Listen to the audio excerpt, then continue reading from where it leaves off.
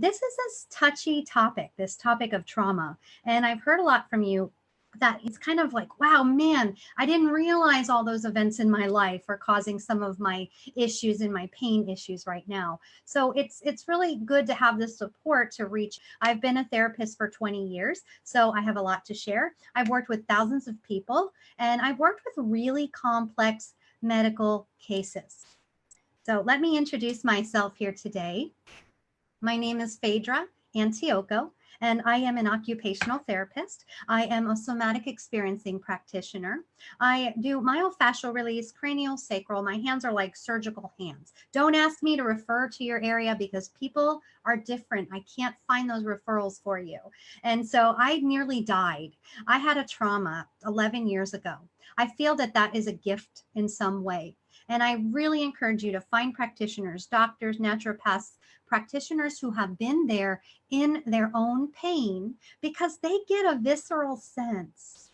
They know what pain is like. They know how hard it can be when you're struggling. You know, I had a rollover car accident. I had a severe head injury, brain injury. So talk about trauma. We're going to talk about disease today. We're going to talk about the hidden traumas of disease and what happens when you're diagnosed. What do you feel like in your body? Why do some people get better and other people do not? And I see this all the time. There are people who are happy they had a good life, they were raised secure, had all their needs met. They're usually pretty resilient and they bounce back. But then if you've had a lot of drama and trauma in your life, that affects your moods, your behavior, your mindset, your beliefs about yourself. And also with your culture. What is your culture? Are you a people pleaser? Did you grow up in a house that you had to survive by doing anything your parents said? Were you parenting your parents? Were you alone? Were you parenting yourself? All of this is important. So if I say something today that rings a bell for you, I want you to put it in the comments and I want to help you out today. So use this as like a free group therapy session. Okay, sound good? So why, again, I bring this topic up is the hidden traumas of the 5Ds. 5Ds were designed in real estate. Why do people have to sell houses? Usually it's a disease, a diagnosis, death, debt, they run out of money, there's a death in the family, or there's just disappointments. You know, the real estate market didn't work and you're tired of living where you're living and you have to move. You finally make that decision. So there's lots of complicated things that happen. And just recently I was in Florida and I was on the boat in the Intracoastal Waterway, and there was this big mansion, like dream house, and it had this giant boat. And the guy was smart in his marketing. He wanted to sell the boat. He had a giant sign that said, "I need to sell due to an illness." He couldn't handle it anymore. So this is real. And number one, getting a diagnosis is a trauma. It's a trauma. When I woke up and I felt and I heard, I had so much pain, I was confused. And they said, don't get out of bed or you'll have a spinal cord injury. If someone said, don't get out of bed or you'll have a spinal cord injury, just like put yourself in that place, right? I was just getting out of a coma. And I held on to that fear, and I held on to that fear, no joke, for 8 years. And when I was doing my somatic experiencing training, again, as a practitioner, I'm also the client. So when I'm in my trainings, I get as much therapy, support as help, because when I receive, it makes me a better practitioner to help you. And I worked with Dr. Peter Levine, and a lot of my work is based on my experiences working with him over 3 years span with somatic experiencing. And he guided me through what is called the eye of the needle, which is like this death space. It's like this near death where maybe you've had surgery and something bad happened. Maybe you were forced down in a surgery as a child. I had someone who had to have a tonsillectomy, and this was back in Germany back in the day, and they didn't use anesthesia, and they basically just attacked her and ripped those out. I mean, I have stories being a therapist for this long. And so for me, working with Peter Levine, I went through and I renegotiated the trauma. You see, the reality is these hidden traumas live in our body. They live in our body. And your body sometimes is constantly on a subconscious level bracing and protecting. And that's really important to consider. So again, I'm Phaedra Antioco, and we're going to talk today about the hidden traumas in disease.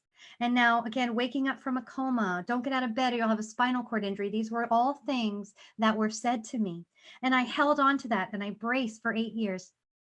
And again, working with Dr. Peter Levine, I did an hour and a half session. It was in an auditorium. There were hundreds of therapists. There's probably 200 therapists there.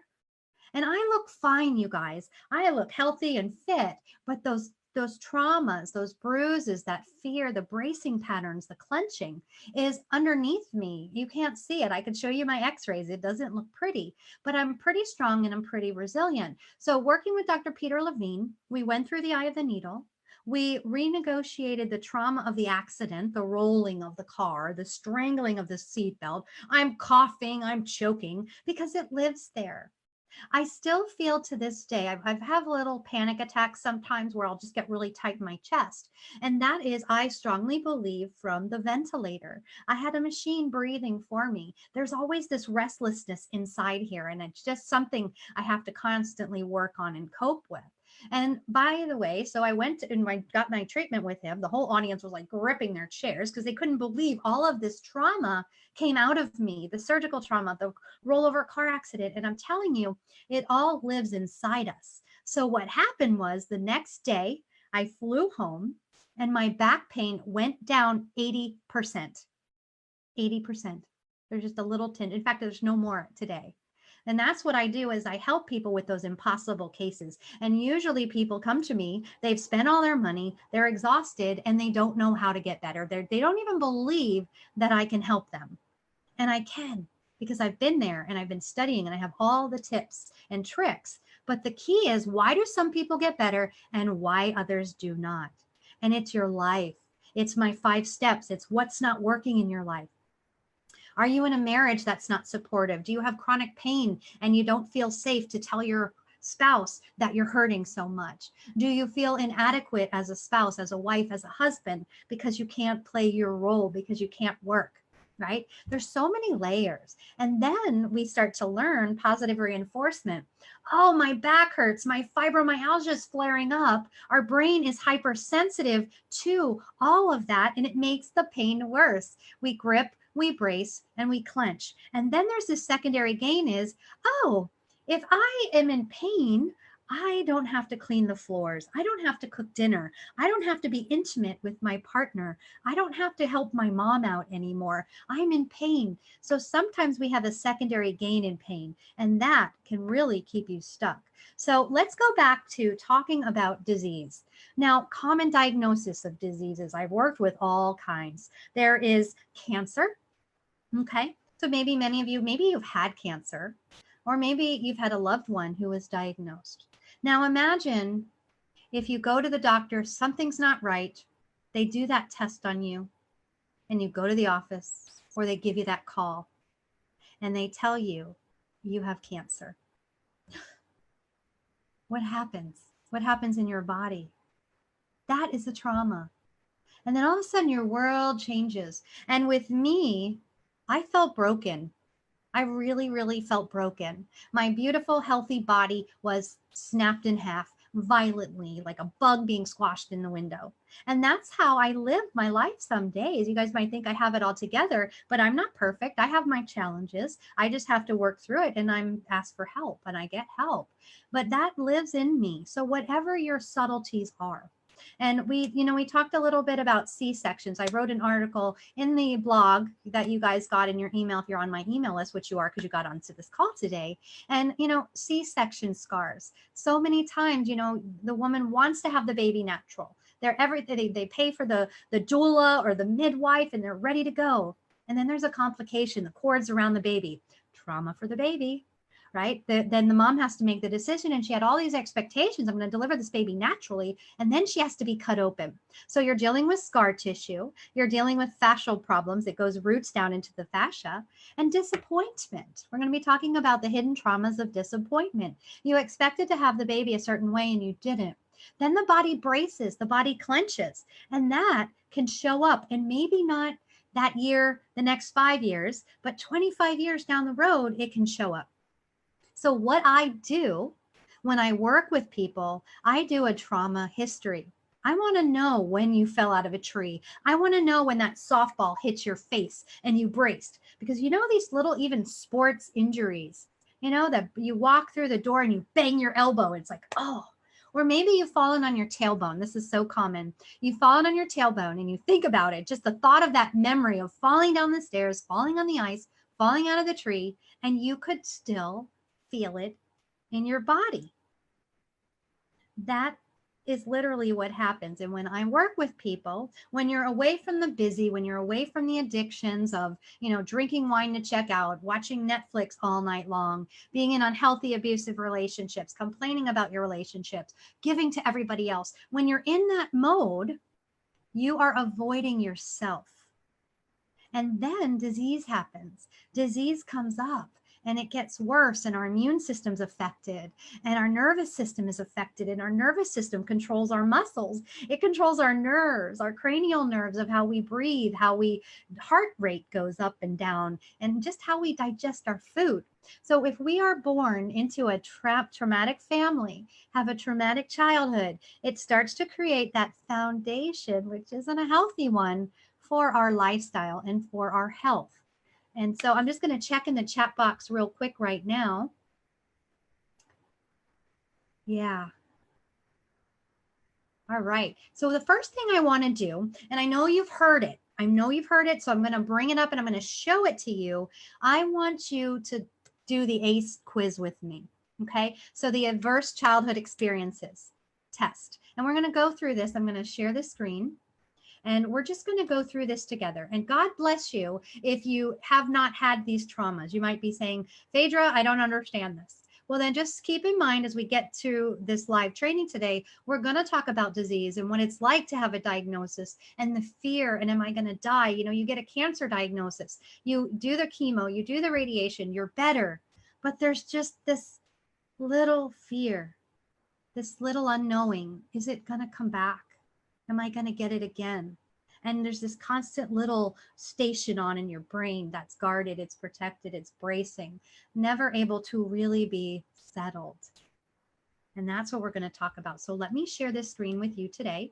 And you could very easily look this up yourself and take it, write it down. If you wanted to, write your numbers down here now with me.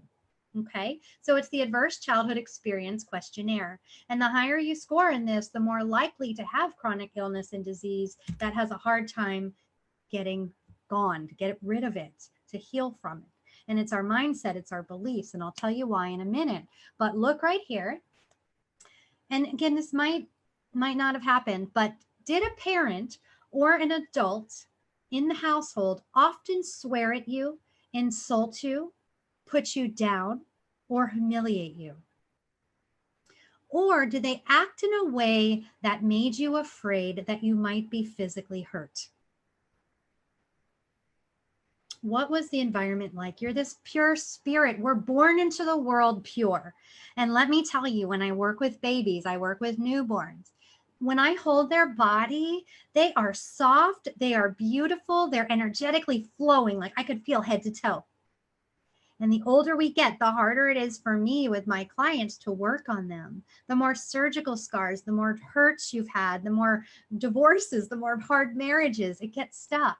And then their body feels really dense, like a heavy can or just a bunch of lead, just tight. So we're born this perfect vessel coming into the world, and life happens. And our nervous system gets shaped, especially in the first 0 to 3 years. And that develops how we cope, how resilient we are, how we relate to the world. Are we an introvert? Are we an extrovert? Are we anxious attachment where we need to be with someone, we need to know they're around all the time? Or are you avoidant where you're like, don't get too close? You know, there's all kinds. And then there's the secure attachment. And that is a person who's very resilient. They get better quick. They didn't have yelling in their household. They felt safe. Their meals were provided for. They had a parent who might sit down and do homework with them in a loving, safe way. So again, did a parent or adult in the household swear at you? And if you want to ask or get this out, feel free to put it in the chat box. You could also send it just to the panelists, to me, and I'll be the only one who sees it. Now, number 2, did a parent or other adult in the household often push, grab, slap, or throw something at you, or ever hit you so hard that you had marks or were injured? Did an adult person at least 5 years older than you ever touch or fondle you, and have you touched their body in a sexual way, or try to actually have oral, anal, vaginal sex with you? Now, I was working on someone. She came to me with chronic neck pain, and I'm working with her, and there was this feeling of, and she had someone force themselves on her. The body hides this, it holds it. And when we stop from all the busy and we go in, this stuff can surface. And that's why I'm effective with helping people heal from pain, because we have to dig deep. We have to go in and get to the root cause of the pain, the physical pain, the emotional pain, right? It's like mowing the lawn with the weeds still in it. We just mow the lawn. What's going to happen if the weeds weren't pulled out by the root? They're just going to grow back.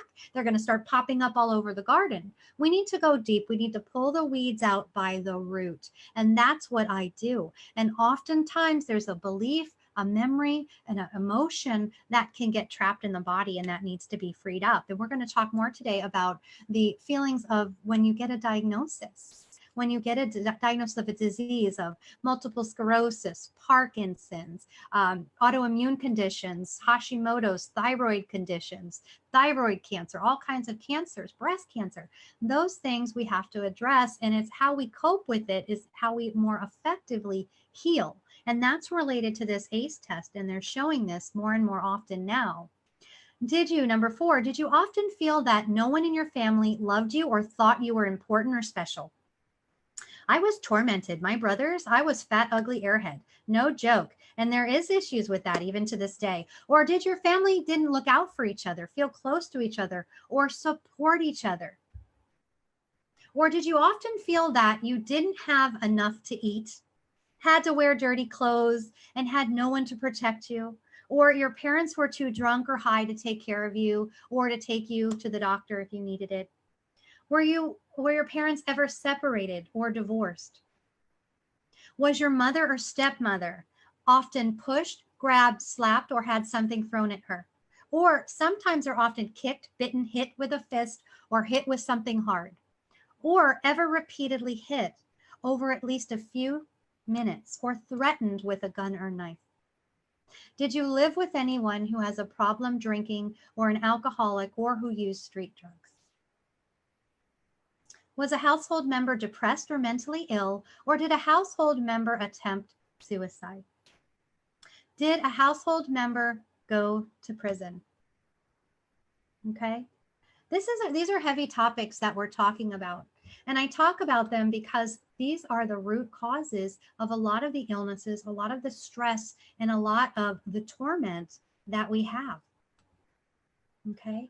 Abuse, neglect, household dysfunction. Did you have it, right? Physical abuse, emotional abuse, sexual abuse. Were you neglected physically? Were you never touched as a child? And now you like to keep people at a distance? You know, were you not having your emotional needs met? Did someone bully you at school, or you didn't pass a test and you were so scared and disappointed and beating yourself up, and there wasn't anybody there to help you? Right? And we have to look at, in your household, was there a mental illness? Was someone in jail? Was your mother or father treated violently? Was there substance abuse? Was there divorce? Heck, there was at least 3 of those in my family. I'm pretty well adjusted today, right? I've got you fooled. And so what happens is we develop these behaviors. Yeah, I'm an 8, Jim. Thanks for the 0 confidence. Yeah, I'm an 8. But what happens is we create these behaviors because of it. You know, lack of physical activity. Maybe you smoke. It's like to calm you down. Maybe you drink too much. Maybe you have drug use. Maybe you miss work. Maybe you become immobilized and just check out and stop living your life. Physical and mental health issues that can happen is obesity, diabetes, depression, suicide attempts, STDs, you know, looking for love in all the wrong places, heart disease, cancer, stroke, COPD, broken bones. All of this are tied in to the ACEs study. Yeah, it's pretty intense stuff. So any questions so far? Let me know. And, I guess, and I look at my mentor, Dr. Peter Levine, and he says, um, does a fish know it's in water? You could have a major trauma and you can have an accumulation of small traumas and stresses over time that eventually lead to a breakdown in your functioning. And to say that reenactments happen much more than people realize, like you don't know it, but I tell you what, I had that accident. It put me on this journey. I heard about myofascial release.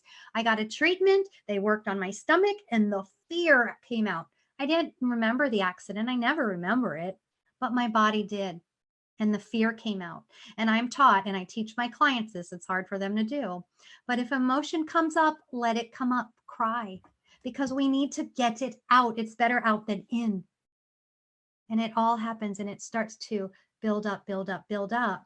So if you're busy minded, you're going all the time, it's like a pinball machine there, or you're on the go, go, go, and you really don't have time to just relax and read a book. You've got to look at your nervous system.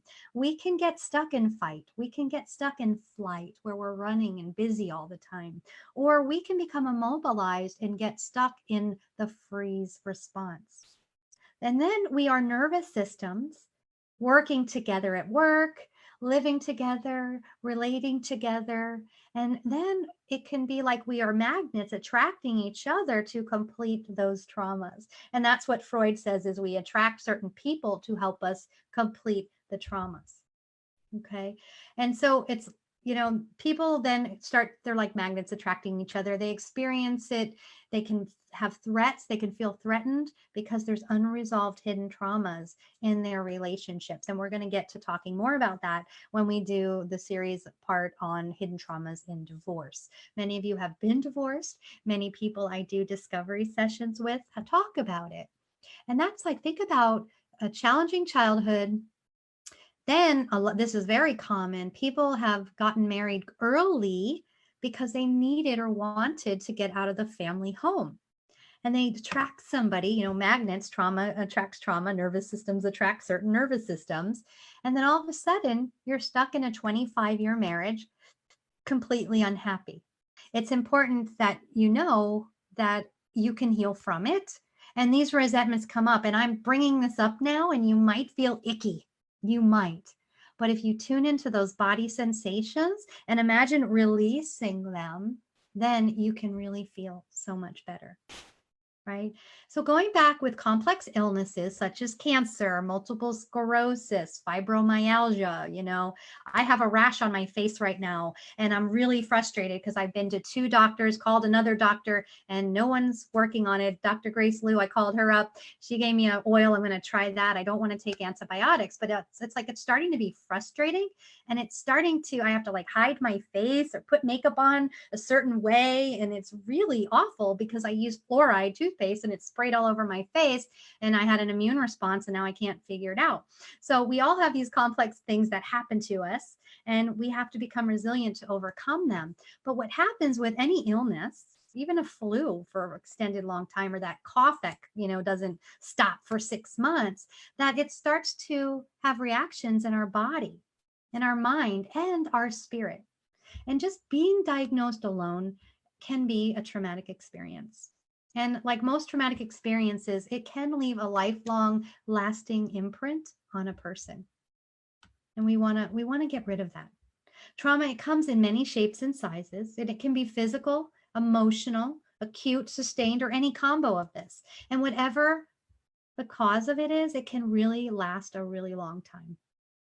And so it robs us of the feeling. You get a diagnosis, it's traumatic. It robs you of the feeling that you're in charge of yourself. Sometimes there's no, like when I was driving home from work that day, it was a God thing, whatever your beliefs are.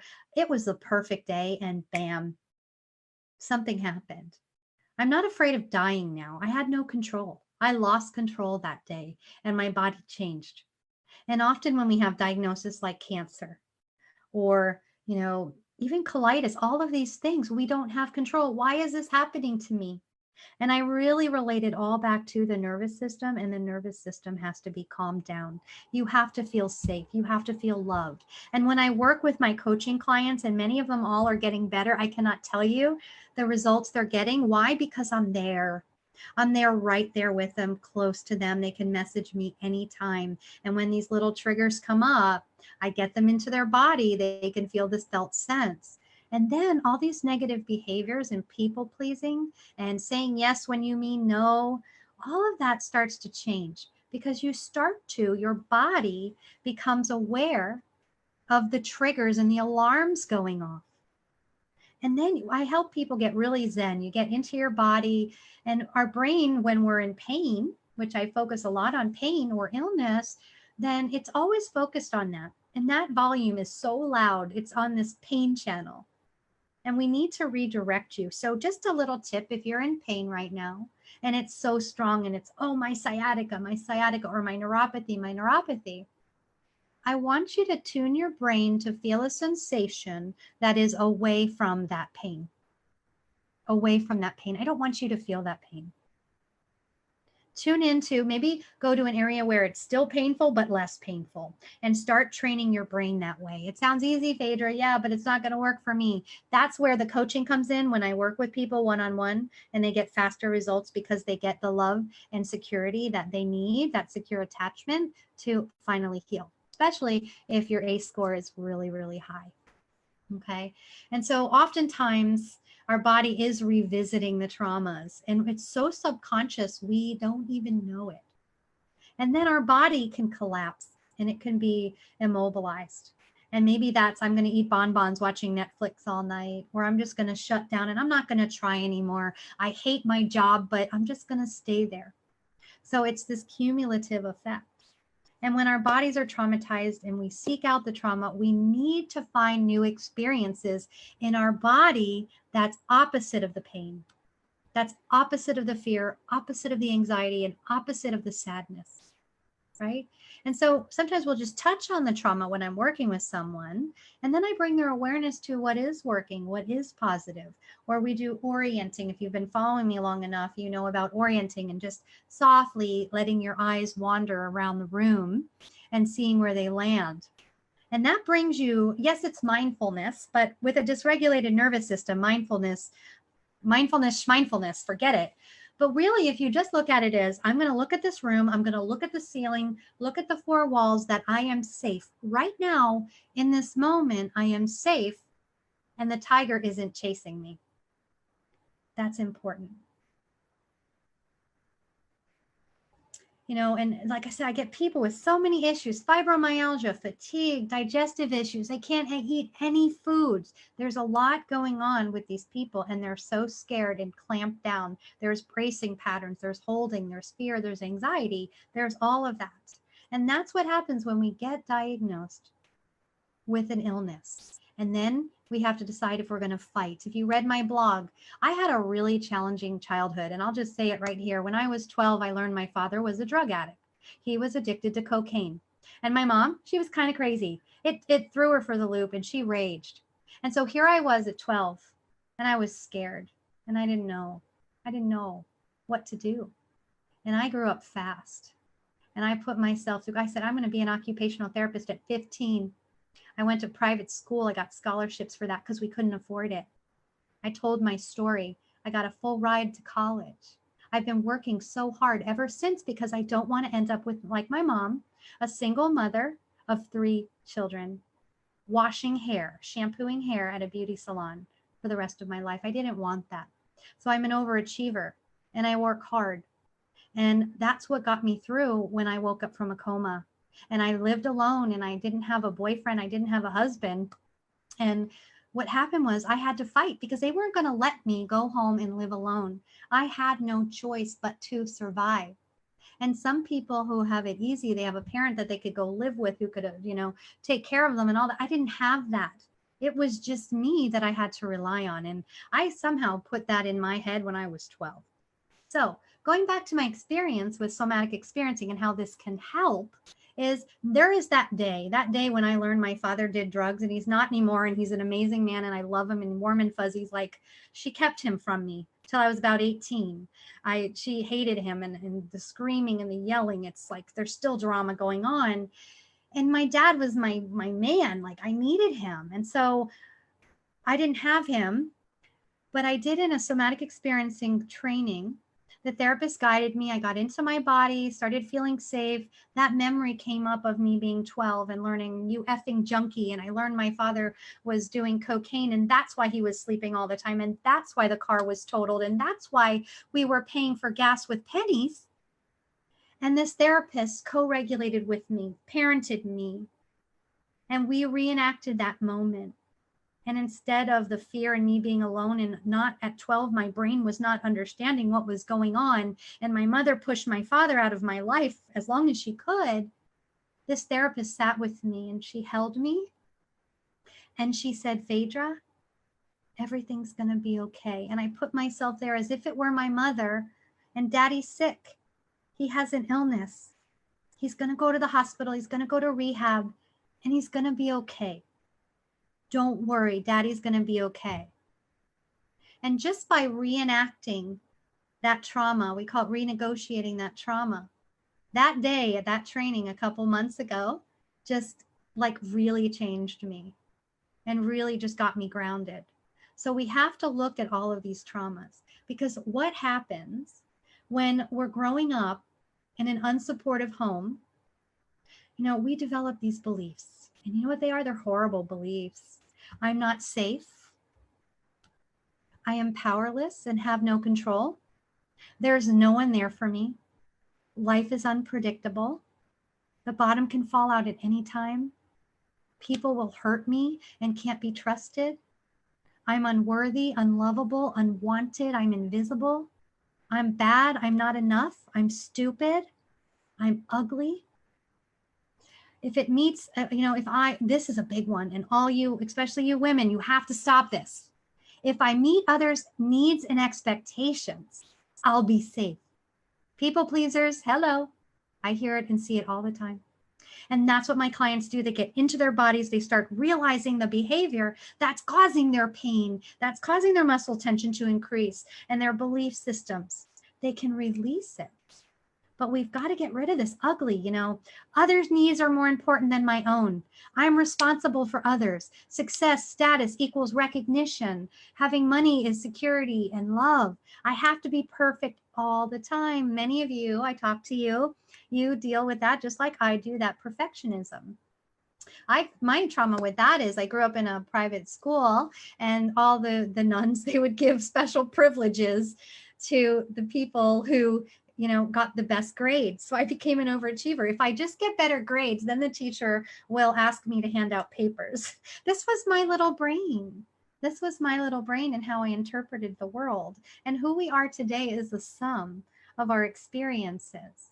And like I said, every body tells a story. What's your story? Right?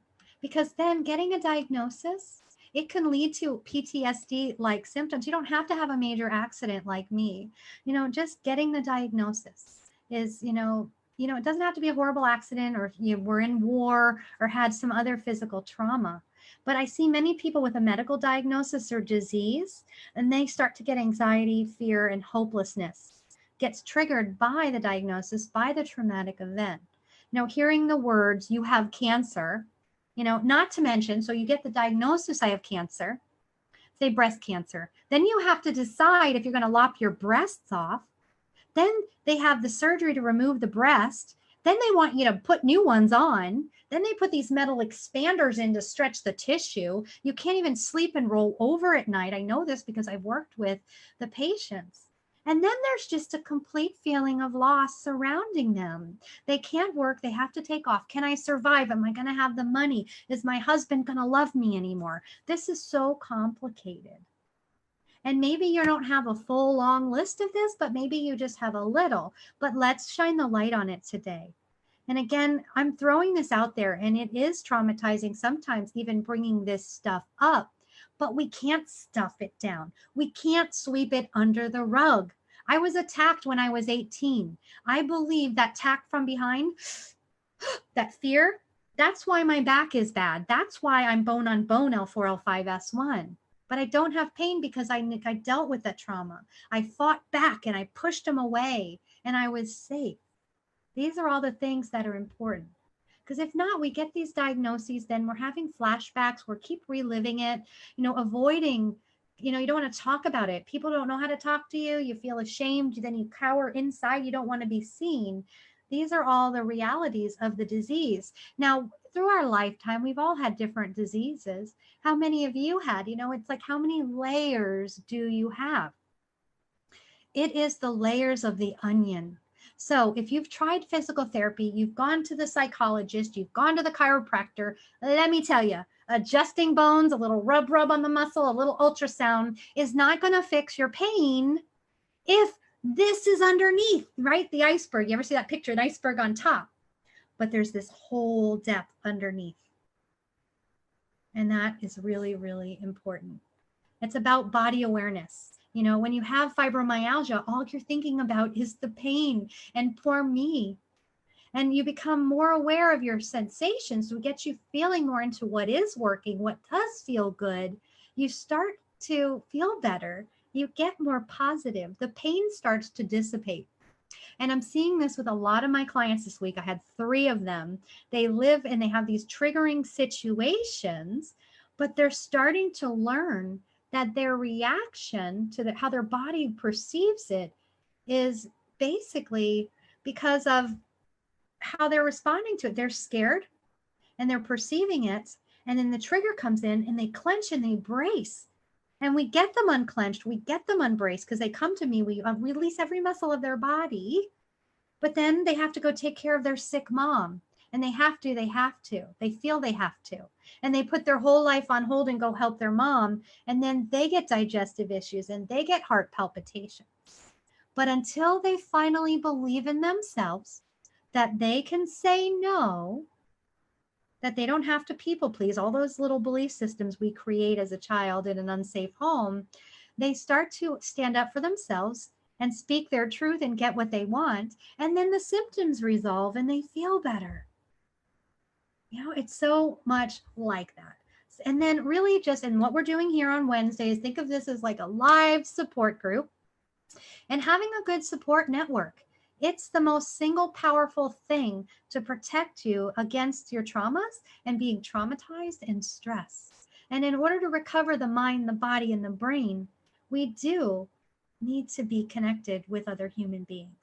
So find that safe one. And if your parents weren't safe for you and you just feel like you need a mothering figure, for example, go find one. Go find someone who's older or more mothering to you and befriend them. Ask them to be your mentor. That's what I've done. Many of my friends are in their 60s. And they laugh. I'm old enough to be your mom, but we'll go out and have wine and laugh and tell stories with each other. So again, it's really important. So what's standing out for you today? What's standing out for you today? And I'm going to read, I love this quote. It's by Bessel van der Kolk, and he has a book, When the Body Keeps Score. Trauma robs you of the feeling that you're in charge of yourself. And it's much more than a story about something that happened long ago. The emotions and the physical sensations that were imprinted during the trauma are experienced and as disruptive physical reactions in the present. And in order to regain control over yourself, you need to revisit the trauma to find ways to cope with it and cope with that feeling overwhelmed by the sensations and the emotions that are with it. And, just let's try this out. I just think 9/11 recently happened. September 11th anniversary came up. Gosh, it was like, 18 years ago. And I remember exactly where I was and I remember how I felt. And if you might even take yourself there, I got chills right now. That is a visceral experience. That memory is there. That's just one that I know we've all experienced, seeing the airplane going into what is going on. But we all do. And when we quiet our mind and we go inside, then we feel those experiences and we can heal them. And that's what I believe through my experience has helped me really rebound out of this. And to be here with you. But I had to work with a coach. I would not be here with all of you watching and teaching you if I didn't hire a coach to help me get out of it. And my trauma at that point was I was 38. I wanted to get married. I was in love. We were going to move together. And he broke up with me. And then my dog died 3 months later. It was this coupled event. It was this perfect storm. And I didn't know what I was going to do. We were moving to San Diego. I couldn't build my practice over there. It would have been hard to do. I hired a coach. I've been doing summits. I have all of you watching. And it was because I found my purpose and I pushed through. And my childhood, it all happened for a reason. And if I ask you this, yeah, we all have these traumas, but would you think about this seriously? Would you go back and erase all of that? Because you know what? You wouldn't be who you are today. So the first thing, if you have a disease, an illness, disease is such a strong word, it can be just Hashimoto's, there's illnesses basically. But if you could just feel yourself in this moment right now, just safe as you are. And I like to think I was sitting in the creek in Sedona, Arizona one time, and I get heavy. I get depressed sometimes, especially relationships. They don't seem to work out for me. And that's part of my trauma that I'm like determined to heal. But I was sitting in the creek in Sedona, and I look at the birds, and they're just like hopping from branch to branch. They're happy. They don't have the mind over analyzing everything. They're taken care of. Their food is provided. And really, we are safe. But first we have to feel in our body, even one little tiny cell at the bottom of our toe that is safe so that you can start moving forward and say, I am going to kick this, because I had a diagnosis of a brain injury. And I know what that means because I've worked with all kinds of brain injury. And I said, I'm going to show you and I'm going to overcome it. And I'm going to do whatever it takes. I'll do all the brain exercises in the world. And I overcame it. You wouldn't know. You wouldn't know. So that's why I bring you here today to talk about this subject, because I care and I want you to get better.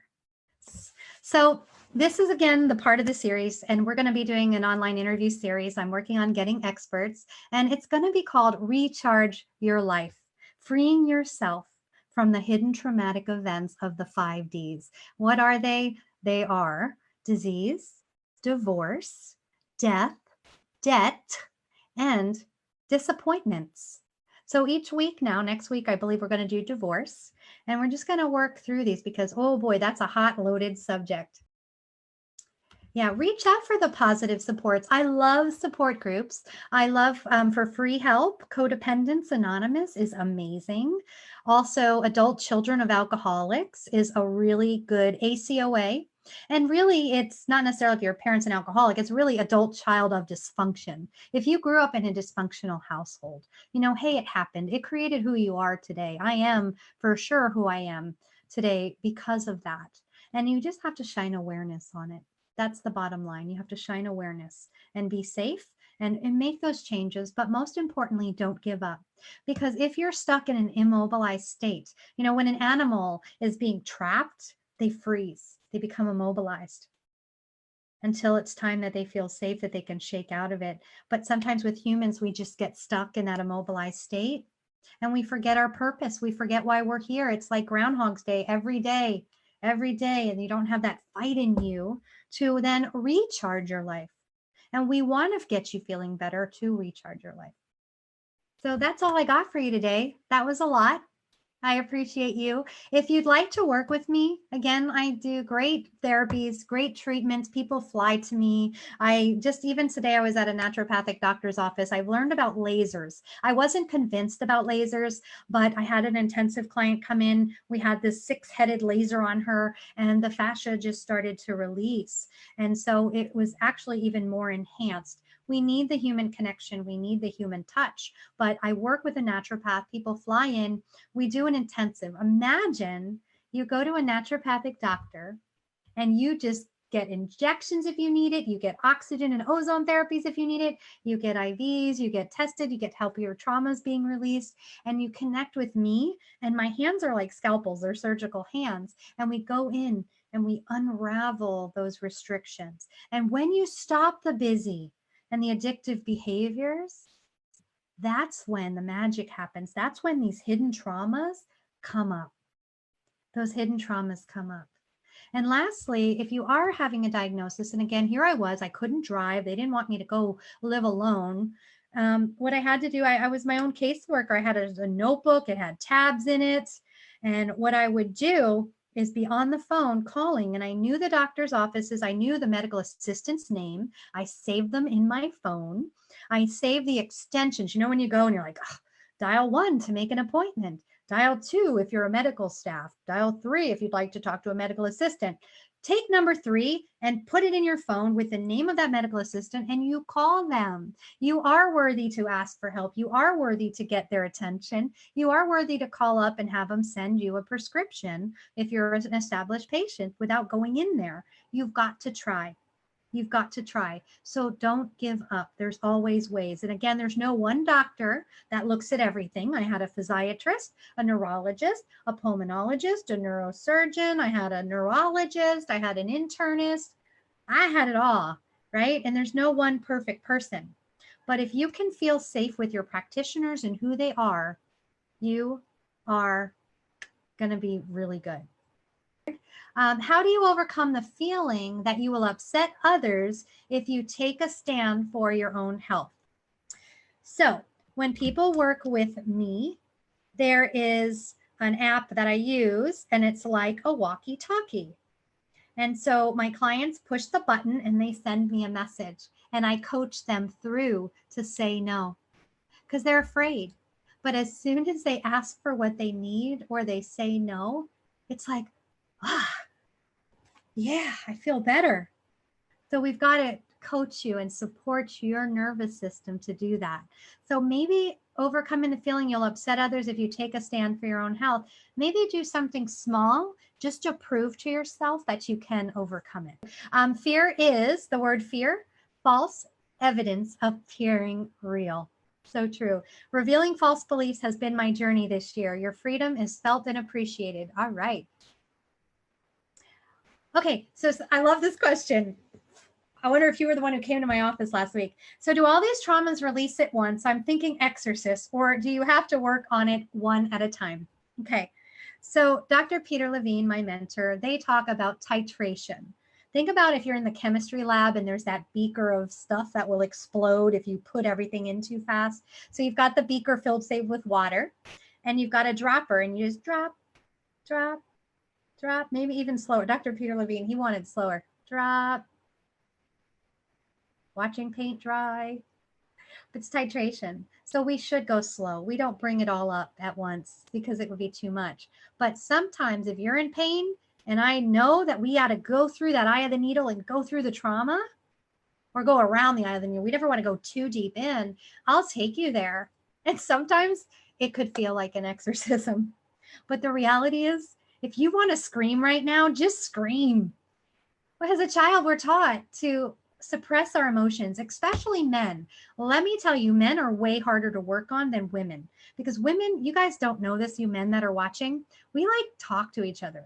We tell each other everything.